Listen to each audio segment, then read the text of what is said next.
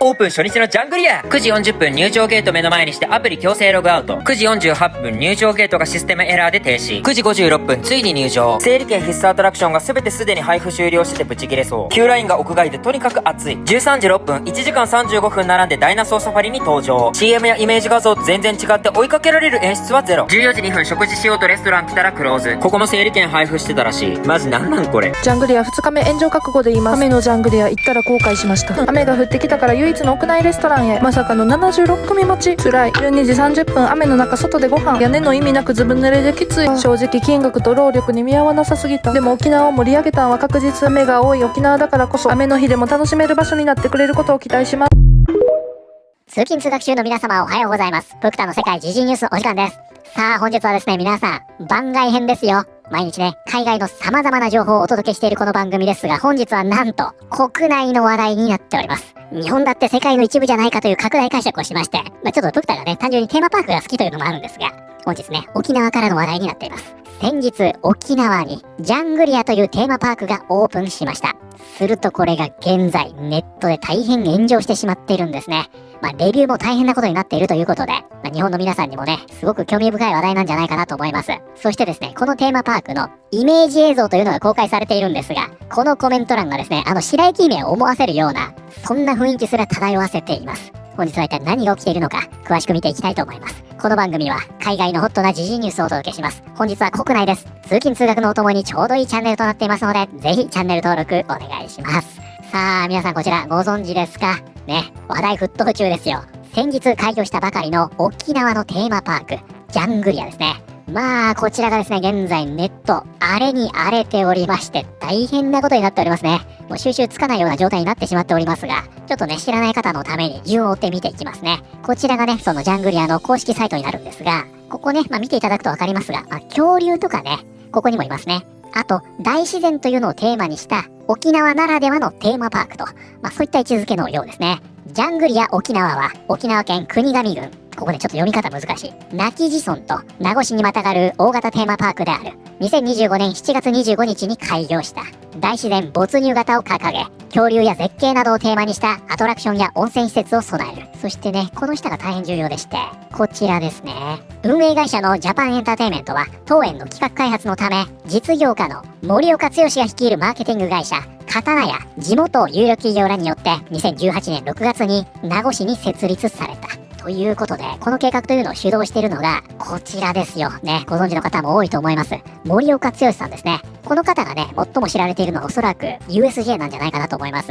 当時ね、経営というのがうまくいってなかったんですが、この方がねハリーポッターとかをねオープンして V 字回復させたと。でもともとですね今回のジャングリアというのはこの USJ に繋がっておりまして、この森岡さんがですね USJ を立て直す際に、こちら詳しくは日経に書かれているんですが、3段ロケット構想というのがありまして、この2段目がハリーポッターの導入だったんですね。なんですが USJ はですねこの時点で業績というのが回復していました。そしてここでコムキャストの買収があるんですね。結果的にこの3段ロケット構想の3段目、これが沖縄進出だったんですが、この計画が頓挫してしまったと。そして今回こちらの森岡さんが USJ とは離れてねこの計画を実現しようとして作ったのが今回のジャングリアだったというわけです。でその背景を知ってるとこの規模感というのもねなんとなく理解できるんじゃないかなと思います。決してねディズニーランドとか USJ ああいったフルサイズのテーマパークではないんですよね。もともとはね USJ としての3段計画のうちの3段目でしたし、これね総工費が700億円ということで、例えばディズニーランドだと1800億円でしたっけ。そうすると現在の物価で3000億円規模ですよね。ですのでその辺と比べると規模感は全く違うということになるわけですね。そしてこのジャングリアですね、こういったねアトラクションだけではなくって、こちらになりますがスパというのも目玉の一つになっておりまして、あくまでも宿泊を前提としたようなコンセプトになっていると。こんな感じでね、青空綺麗ですがさすが沖縄ですよね。そしてね、こんなお料理なんかもありまして、アトラクションやスパ、そしてこういったお料理を楽しむと。で料金なんですがこちらですね、このジャングリア二重価格制というのを設けておりまして、ここね1で大人が6300円、そしてスパチケットが2400円、そしてそれがね一緒になりましたチケット、これが8700円となっているんですが、ここ国内在住者向け料金となっております。これが海外からのお客さんになりますと値段が変わりまして、だいたいね約2000円ぐらい高いそうです。これいいですよね。そのインバウンド向けにね、全体の料金をどんどん高くされてしまうよりは、国内に在住している人はこの価格ですよ。外国から来る観光客はこの価格になりますよ。このようになっていると。なんですがですよ、もともとですね、この計画というのは、森岡さんがですね、こちら1年前の動画になりますが、ちょっとね、意地悪な言い方をしますと、かなり煽っていたというのも事実なんですね。これ見たらやっぱみんな USJ 期待しちゃうよな、みたいな。だって森岡さんですから、ここでね、このようなものを発表してるわけですよ。そして、今月ですね、7月25日にこれが開業しました。でね、この発表会でも見せているんですが、こちらの映像ですね、これ面白いですよ。沖縄北部テーマパーク、ジャングリアのイメージ映像。これがですね、また非常にね、期待感を煽る内容となっておりまして、これ見てください、これ。とんでもない建造物が立っておりますが、この他にもですね、T-Rex に追いかけられてみたり、広大なジャングルの上を飛んでみたりね。それはものすごい映像だったわけですね。そして今月7月25日、これがオープンしました。するとですね、この内容があまりにもかけ離れているということで、多くの方がこれね、愕然としてしまったようですね。で、さらにはですね、そのシステム上の不備。例えばね、ここ、ディズニーランドと同じようなアプリを使うそうなんですが、そのアプリがね、もうバンバンクラッシュして入場すらできないとか、行ってみたらね、紙の整理券を配っているようで、このシステムが全く周知されていない上に、これがないと何も体験できないみたいな、そんな状況で、レビューがですね、大変荒れてしまったというんですね。YouTube にも、あまりにもひどいというような内容のね、動画がたくさん上がっているというような状態です。ちなみに、あくまでもね、PR として言ってる人いますよね。ヒカキンさんがまさにそうですが、またね、すごい動画上げてるんですよ。だから、PR で言ってる人と、自費で言ってる人のレビューのコントラストがね、えぐいです。そのあたりもね、ちょっと面白かったりしますが、ティラノサウルスが追っかけてくるやつは、開業20周年記念の目玉だから、焦らない。ね、これは20年後に実現するんだと。むしろ沖縄観光を貶めている。地元民として悲しい。古代広告はやめてほしい。これはもう違法レベルで違うな。ティラノサウルスとのカーチェイスはありません。あくまでイメージです。実物は全てがしょぼいです。数年後に廃墟決定やな。ハリウッドザコシショウの誇張しすぎたジャングリア。これね、0秒、つまり動画の最初ですね。こっから全部嘘でおもろい。鳥の巣のレストランはどうせ作るなら、パークのどっからも見えるぐらいもっと高層で作るべきだったと思う。せめて今の倍の高さ。なぜそこをケチったのかわからない。これはね、まさに今回のね、実物との乖離を一番表している部分で、このイメージ映像ではこれだったんですね。そしてこのレストランですね、実際にあります。これすごいのがね、このイメージ映像、公式サイトでも使ってるんですよ、これ。いや、これはね、早急に差し替えた方がいい。こういうとこの写真はね、割と誇張はされているものですが、ちょっとやりすぎ感ありますね。ただ実際はこれだったと。非常に低い位置にあるんですね。当然ね、これ以上高いとなれば、ここで柵とか必要になっちゃいますから、現実問題考えたら、これが限界なのかもしれませんよね。ただね、実際皆さんがイメージしてしまったのは、これだったと。で、この方ね、長谷川健さん、長谷健さん、YouTube の動画もね、上げておりますが、この方ノートも書いておりまして、この内容をまとめてくれているんですね。正直微妙。ジャングリアに行ってきたので、リアルな感想を言う。到着して1秒で入れた。この方すぐ入れたんですね。予約画面のスクショの QR を見せたら、どうぞと通された。つまり、俺のチケットじゃなくて、誰かのスクショでも入れたぞ。これはね、この時リーダーが壊れてしまっていたようですね。今回、総じて、空中向けアトラクションは延期、予約が必要。そのせいもあって、一通り歩いた後に、ワイは疲れ切ってしまった。ということでね、やっぱり初日ということで、これは仕方がないのかもしれませんが、こんな感じでね、ほんとディズニーばりのアプリがあるんですね。見てください、これ。340分待ちと。つまり、5時間40分待ちですか ?340 分待ち。さすがにこの長さは待てない。マジで日陰がない。アトラクションが全然開放されてない。椅子が少ない。待ち時間が長い。やはり CM は盛りすぎ。やっぱりここなんですね。やはり CM は盛りすぎと。映像や告知段階での期待値の上げ方がとんでもない。でね、この下にあるんですが、実際入って15分で感じたのは大きい公園であると。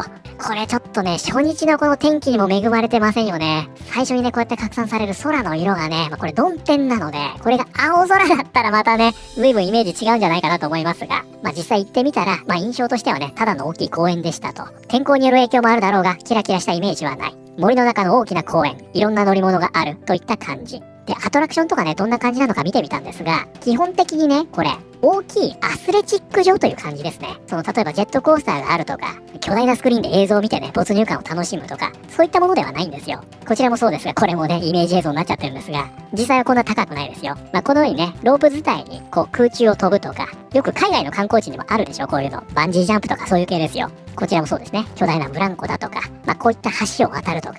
だから、いわゆる想像するようなテーマパークというよりは、巨大なアスレチック場があると。こういったコンセプトで作られているようですね。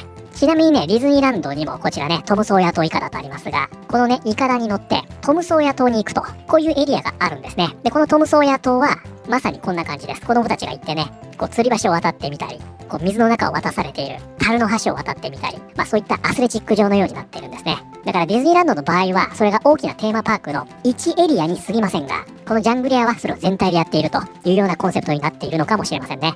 それを考えると、ちょっとね、高齢者にはきついかもしれませんね。ということで、このジャングリア、先ほども言いましたが、レビューがですね、大変荒れてしまっているようで、こちらの公式が、この悪いレビューというのを消しているんじゃないかと言われてしまっているんですよ。で、それに対してね、こちら、声明を出しております。7月28日12時現在、Google マップにおいて皆様にお寄せいただいたレビューやコメントが非表示になる、半減に時間を要する等の現象を確認しており、Google 社に対し、状況、原因の確認を進めております。詳しいことが判明次第、改めて当アカウントにてお知らせします。うちは家族5人でオープン初日に応援の気持ちで来園した。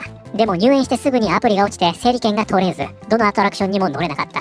料金はディズニーや USJ と同じくらい高いのに、このクオリティは本当にがっかり。返金を希望するし、ちゃんと謝罪してほしい。やったやろ。これはつまりレビュー消してるだろうと言ってるんですね。でもどうなんですか？ Google レビューってそんな簡単に消せないでしょ。だから一回ね、こういう風に燃えてしまうと、何もかも疑われてしまうという状況になっちゃうんでしょうね。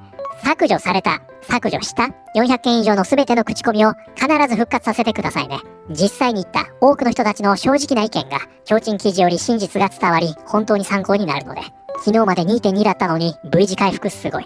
昨日見たら195件の口コミがあり、評価 2.3 でした。多くの低評価はチケットを買ってもアトラクションに乗れないとか、長時間並ぶとか、子供連れには地獄とか、散々な内容でした。これちょっとコンセプト的に辛いですね。子連れにはきついと。額が少ないとはいえ、公的支援。補助金2900万円の情報があり、大阪万博同様に公共性が高い事業のように思えます。これね、実際にパーク自体ではないんですが、その周辺のね、インフラ整備等に公金が投入されているということで、このあたりもね、皆さん神経質になっているところのようですね。本当に呆れるほどめちゃくちゃですね。予算と準備不足です。それは仕方がないとして、ティラノが追いかけてくる動画は謝罪した方がいいのでは？マーケティングって客を舐めてます？10月に行こうと思ってましたがやめました。ひどすぎますね。何年か後に廃墟ツアーで行こうと思います。インフルエンサーのうさんくさい提灯レビューは逆効果だよ。消してんじゃん、白々しい。ここね、いくら積んだんですかと。いうことで、こちらね、もうほんと荒れに荒れてしまっているという状況になっていますね。ではこちらね、ジャングリアで検索して評価見ていきましょうか。持った CM を散々流して期待値を高くした結果、開業したらクオリティが低い、誇張しすぎって言われてるけど、理想と現実を見返したらもはやおもろい。恐竜の首曲がりません。谷を飛びません。ティラノサウルス追いかけてきません。こんなに高くないし、景色も違います。これ先ほどのレストランの話ですね。これ先ほどのノート書いた方ですね。YouTube の動画についたコメントが的確すぎた。構造上、待ち時間が生まれる設計になってたんだ。ということで、これね、割と深刻な問題でして、ここにあるんですが、全部のアトラクションが少人数×長時間なのが本当に致命的だと思う。ハーネスの着脱やスタッフの説明とか、演出とかでめちゃめちゃ時間取られるし、ジェットコースターとか観覧車みたいに大人数をベルトコンベヤ式にどんどんさばけるアトラクションがないのは本当に致命的。待ち時間240分とかザラみたい。例えば TDL のスペースマウンテンだと1日1万3000人程度はさばける。ジャングリアのダイナソーサファリで多分1日700人前後。そりゃ290分待ちとかになる。ジップラインとかスカイウォークみたいなやつだと観客が恐怖で出発渋ったり足がすくんで遅くなったりとランダム要素ありすぎ。つまりね、この方が指摘しているのはそもそもの設計として大人数が想定されてないということですよね。これは確かにそうだなと思いますね。このあたりのね、まさにこれがそうですが、バンジージャンプですよね。つまりこういうのがアトラクションの中心なので、ここに数万人が殺到したらそりゃさばけないよねって話ですよね。こうハーネスつけてね、安全確認して一人一人飛ばしていくわけでしょ。これは確かにそうだなと思いましたね。沖縄のジャングリア開業から数日でひどいことになってるな。うすうす感じていたが、沖縄観光の目玉である海ではなく、なぜか恐竜アトラクション配置して成功するのかと。この流れ、廃墟マニアならよくわかる。ジャングリア沖縄のダイナソーサファリ、隊長が食われる演出にはめちゃくちゃ驚いたけど、元々の宣伝で押し出してた恐竜に追いかけられるシーンはなくなったのかな。正直ここを一番楽しみにしてたから残念すぎるな。ジャングリア沖縄表現盛りすぎてないか？いやいや、理想を忠実に再現するのは難しいだろと擁護のコメントが散見されますが、ここでディズニーのファンタジースプリングスの当初のコンセプトと現実を比較してみましょう。このあたりのね、ディズニーのやり方を見ても、さすがにジャングリア盛りすぎだよねと、そういったことですよね。ここ堀江さんいますね。ジャングリア普通にめちゃくちゃ楽しいんですけど、なんであんなに批判されてるんだろう。実はね、この堀江さん、自身の YouTube チャンネルで4ヶ月前に森岡さんとね、対談してるんですね。で、そこでね、ソアリンはあれ偽物の体験だって言って結構ディスってて、その堀江さんはね、自分がこうやって実際に起こっていくアトラクションが楽しかったということなんでしょうね。ジャングリア自体興味なかったけど、堀江貴文ってこんなひねりのないアトラクションで喜んでくれるんだな。マザー牧場でもできるからじゃない？ここね、空が飛べるはずだったから。みんな比較対象がディズニーとかユニバだからでしょ。ライバルはアンデルセン公園の気持ちで行けばいいんだよ。ジャングリアを見て全沖縄県民が思った。この恐竜、台風の時どうすんの？ジャングリアを見て全沖縄県民が思った。これ飛ばせる日ある？ジャングリア沖縄フード。トウモロコシ1本なんと1000円。高価すぎるよ。まあでもジャングリアはゴルフ場跡地をメガソーラーにしなかったことと、外国人の入場料を高く設定したところは評価できる。沖縄のジャングリア、口コミが修羅場すぎ。口コミ評価5点中 2.1 点って、もはや逆に気になりすぎるんだが。はい、ということで本日はですね、今月7月25日に開業しました、ジャングリア沖縄が、現在大変荒れてしまっているという話題を見てまいりました。いかがだったでしょうか？先ほど X でね、指摘されてる方いましたね。そもそもアトラクションというのが、大人数が想定されてない設計になっているんだと。これね、割と的確だなと思っておりまして、僕とね、ここ行きたいんですけど、本当に落ち着いた頃に行きたいですね。スパとかも良さそうだしね。ただ、問題はですね、そもそもアトラクションというのが大人数をさばく設計になっていない。じゃあこのジャングリア沖縄というのが、そのアトラクションに合わせた適切な客数で運営できる設計になっているのかということですよね。あと盛りすぎ問題ですが、これはね、森岡さんもこのジャングリア沖縄にはディズニーや USJ がびっくりするようなハイテクが使われていると言ってるんですよ。そして様々なメディアがこれまでこのジャングリアはディズニーランドを超えられるのか、このように煽りまくっていたんですね。でね、これネットで散々批判されているんですが、こちらのね、ダイナソーサファリという車に乗るね、アトラクションというのがあるんですよ。で、これはイメージ映像の中では、この T-Rex が後ろから追っかけてくるというものになってるんですね。で、実際はそんなもの一切なくって、これさすがにダメだろうと言われているわけですね。するとこちらね、非常に気になるポストというのがありまして、森岡さん、俺の勘違いと思って動画見たけど、やっぱり追いかけてくるって言ってるやん。みんなこれを楽しみにしてたんちゃうの？ということで、この中でね、追っかけてくると言ってるんですね。今のアニマトロニクスって言うんですけど、サイボーグですね。その技術の、最高峰を組み合わせまして、本当にですね、T-Rex を追っかけてきます。これ今作ってるんで、本当にリアルに再現すると思って頑張ってるんですけど、本当に、なんか脳内映像とかメディアじゃないですよ。映像でやるとかゴーグルつけるとかじゃないですよ。本当にガチででかいのが追っかけてきますから。で、止まってるなんとなくリアルっぽい恐竜見たことあるかもしれませんけど、T-Rex にガチで追っかけられたことある人多分世界中にいないと思うんですよ。ガチで追っかけてきます。もしかしたらこの内側でね、その予算に関連する問題だとか、いろいろあった可能性ってありますよね。実はやろうとしていたことができていないという可能性はありますよね。これは私も覚えていました。ガチで追いかけてきませんでした。ぬるっと顔だけ出てきて、スタッフが自ら口によいしょって登って、カラビナガチャってつけてから上がっていきました。せめてそのシーン見えないように工夫してくれと思いました。世界一つまらないアトラクションでした。あとね、ちょっといいですか言って。僕たテーマパーク大好きなんでね、いろいろ言いたくなっちゃう。自然をね、体感してもらおう。それはいいですけど、これね、ものすごく並ばなきゃいけない急ラインに屋根がないそうなんですね。で、沖縄って突然雨降ってくるでしょ？スコール。傘の貸し出しもしているそうなんですが、これを持ってないともうびしょ濡れになるそうで。で、雨が降ってなきゃ降ってないで、直射日光にさらされるんで暑くて仕方がないって言うんですね。日本のね、舞浜のディズニーランドのワールドバザールに、なんで屋根がついてるのかご存知ですかっていう話ですよ。で、まさにね、ここ見えているダイナソーサファリ。ここもね、どうやら沖縄なのに雨が想定されてないそうで、雨が降るたびにこれ全部アトラクション停止するんだそうです。だから、90分表示で並んでるにもかかわらず、乗るまでに3時間半かかると。で、その結果、蓋を開けてみたら、アスレチックパークが併設されている健康ランドと言われているような状態でして、やはりね、この期待との落差があったというのは、事実なんでしょうね。ちょっとね、オープニングに関しては散々なものになってしまったようですが、そこは森岡さんですからね、今後の展開には期待したいですね。皆さんはこのジャングリア沖縄、行きたいですか？もしくはもう行かれましたか？ぜひね、感想を聞かせてください。ということで本日は特別編となりましたがいかがだったでしょうか？明日からはね、通常の海外の話題になります。ということで本日の動画は以上になります。この動画良かったよと思っていただいた方、ぜひチャンネル登録、グッドボタンお願いします。それではまた通勤通学中にお会いしましょう。